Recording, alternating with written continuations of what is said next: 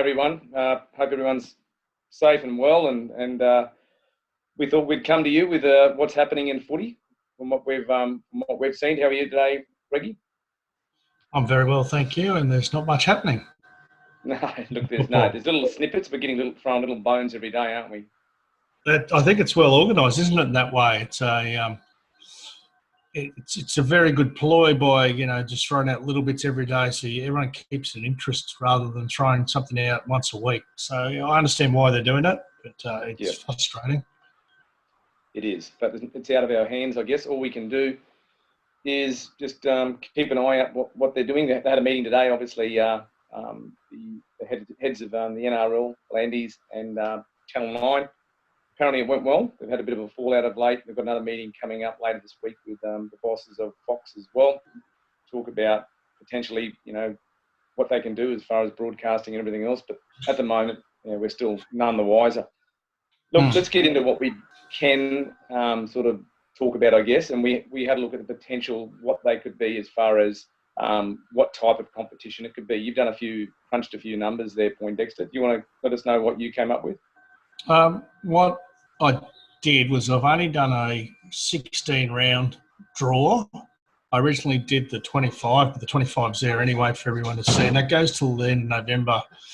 I think they're optimistic in two fronts. One in starting on May 28th, and the second one is if they start on May 28th, going to the end of November. I think Channel 9's kicking up a stink because they've got exclusive rights to the World 2020 World Cup cricket, and that's you're talking India, you're talking 1 billion people, audience of 1 billion people, 300 million in Pakistan, so on and so forth, Bangladesh and UK and that.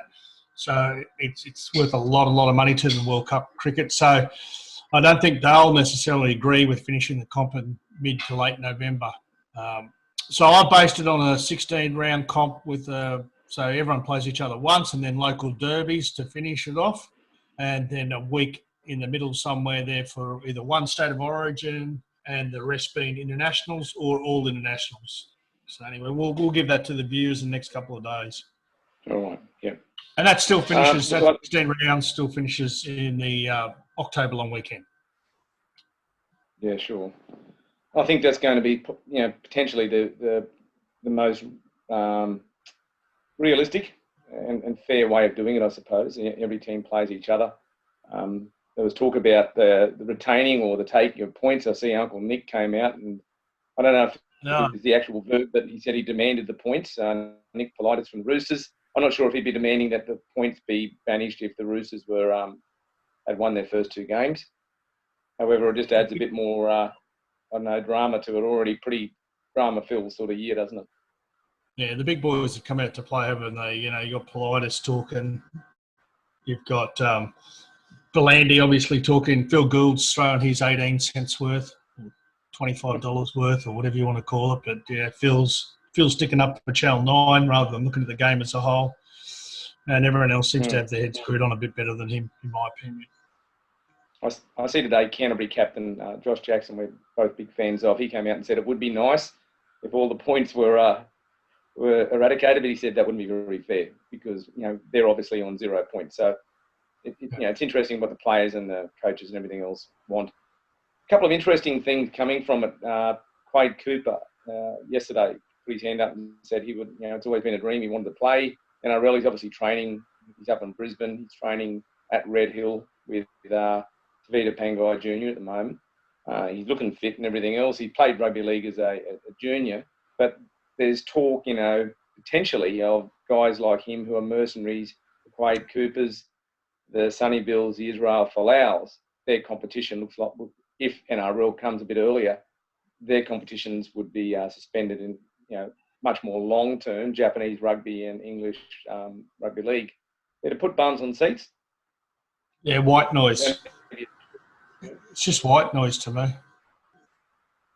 I don't think it'll happen. I don't think it's capable of happening. Quade Cooper's now 31, 32 years old. Yeah, I think it's just white noise, to be honest. They're just looking for another angle. They've got nothing else to talk about, so they throw something about Quade Cooper. I mean, he should have went to rugby league back when Parramatta offered him a big contract about 8-10 years ago. I don't see him coming across. I don't see Sonny Bill. He's getting paid, $5-10 million. What is it, $5 million a year for 2 years over. They're not going to let him. The Wolfpack aren't going to let him come over here, and if their season's cancelled, in the case he gets injured. So I don't think you'll see the Wolf. I don't think you'll see Sonny Bill. I don't think you'll see Quade Cooper. I'm 100% you won't see either of them. I think Israel's sitting at about 2% chance. Mm-hmm. I think he's the highest chance, Israel, yeah. Well, I think someone like a Quade Cooper, if he's stuck out here anyway, he can't go back and play Japanese rugby. It would certainly be the fascination factor. Not saying whether it's right or wrong or anything like that. It would only be a contract for probably 4 months. Obviously, his Japanese rugby team would have to agree to it. Anyway, that's another story. But it would be a fascination for some of those guys who you're probably not going to see play NRL otherwise. Yeah, I just think 5-10 years ago for Quade. Unfortunately, I think at 32, I'm personally not interested. I know others would be. I'm personally not interested in Quade coming across. All right, you mentioned State of Origin just briefly before, and obviously that's one of the pinnacles of the game. Probably in the top 2 biggest things in rugby league, the NRL Grand Final, probably arguably first, and then State of Origin series. What changes do you think? You mentioned one game. How impactful do you think this could be on Origin, be it a May 28th start or later? You mentioned one game. I think that's pretty practical. I just don't see how they can get 3 in. Do you? I can't work out how you can get 3 in. It's just too rushed to try to get 3 in, and then trying to get it. The grounds organised and the comps stopped. Yeah, I struggle to see 3 games getting this year. I think a few of them said it's a special year. The nature of Origin too is that I think they initially talked about trying to play 3 games in a shorter period of time, and even if you expanded the squads to 30 a squad, I think it would probably dilute what Origin really is. And secondly, I just don't think you could get through that type of game in a couple of weeks. It's generally spread out to about 7 weeks, isn't it? The end of May and about the start of July. It would be a big one. So I think, everything else is going to be diluted and changed. I think Origin probably needs to be too. And one game makes sense to me. Yeah, unfortunately. I think the comp itself, 15 rounds or 16 rounds, would be quite exciting. It means you've got to hit the ground running straight after this break of 9 weeks. I think it suits the young side. I think I'm getting on your bandwagon. I think the Broncos are certainties for top 4 now. Absolute certainties. What about you? What do you think this, shortened comp? I can't see it being 25 weeks. Can you see it being 25 weeks? I can't, for the life of me. Based on 2 factors, the most important one is the one that you mentioned, is that money talks, and Channel 9 and Fox having rights to the cricket that will be following the Test series against India and the World Cup. In particular, that they don't want that overlapping. Secondly, I just don't think. I think May the 28th, I hope it happens, but I think that's probably a little bit adventurous. It's more than likely going to be a bit later, unfortunately. 16 rounds, and then the final series will span out to about 20 weeks. I think that makes sense. What it will do, I think the interesting factor of this is that every team now really cannot afford to lose a game or 2. You need to hit the ground running, particularly if you haven't had a good start. The sides like the Roosters, for example, are 0-2. They're going into uncharted waters. So they've got to go out really under the pump. This is like coming back probably 0-5 down a bit, because you really can't afford now to lose any games. Well, you certainly can't lose 3 in a row. You lose 2 in a row, you possibly can get away with that. But if you lose 3 in a row, and I'm saying forget the 0. Well, they're 0-2, but I reckon any stage during the rest of the season, if you lose 3 in a row, you're no chance. Too short of time to recover. Yeah. And it brings other things into play too. Like, for example, players being suspended.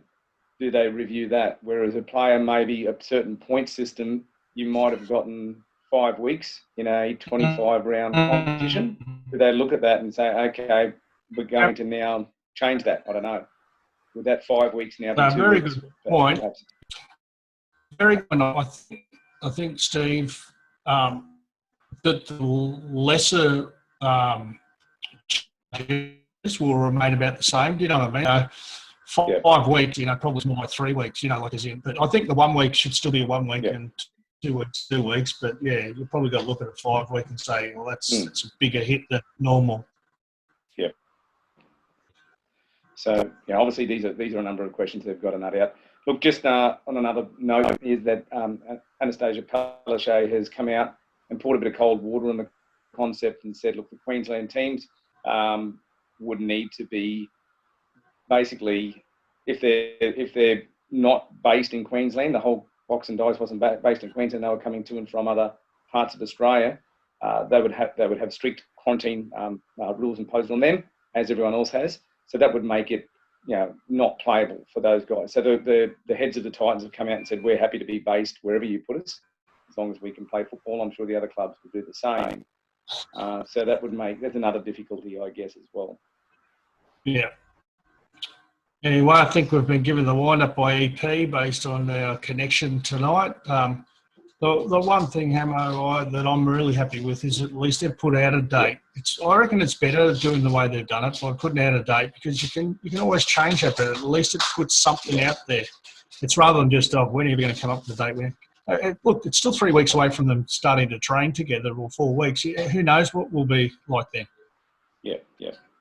Now, I agree. I think people in general need a little bit of positivity, a bone thrown to them, and there's some form of hope in some pretty sort of dark times. Being stuck at home is all unusual to us like this. So there's a little glimmer, and I think people need that little glimmer of hope, and they grab onto that. Yep. Mate, good talking to you. Obviously, you're like everyone else in Australia. You're bunkered down, and hope everyone's well with you as they are with us. And luckily we're doing this in 2020 rather than 2002 with no Netflix or our phone. We would have been playing Tetris or something. The EP's just given us a reminder that the upcoming shows, mate. We've got some guest stars that you've organised. Who we got coming up? Yeah, next week we've got a big one. I'll give you a couple of hints, Greggy. Not that you need it, or for the people at home. Yeah, give us a couple of hints and let. Played for a few teams. Great player in his own right. Representative player. Won a grand final. Comes from sporting royalty, I guess, when you consider his father in sporting terms, and just an all-round really good bloke as well. Played for a few teams. Mitchell Pearce is coming into mind, but anyway, I'll have a guess later, and we'll get the viewers and our listeners and our friends of us at Too Good Sports to have a guess. All right. But until next time, anyway, good to talk to you, Greggy, and we'll be back in not too far away. You'll be putting up your piece of work that you've been mucking around with for a while, your potential draw, in the next day or so as well. Yeah, will do. All right. Okay, mate. Okay. Thanks, everyone, guys. Everyone else, kick to the corner. I'll use your quote, Greggy. Thanks, mate. Yeah, I'll do a cutout pass then to the winger in the corner. All right. You used to do lots of those. Cheers, guys. Yeah, I saw Rod Reddy do it for Illawarra. I can't believe he went to Illawarra. Anyway, we're going to finish it up. All right. You're moving the green to pastures. See you soon, mate.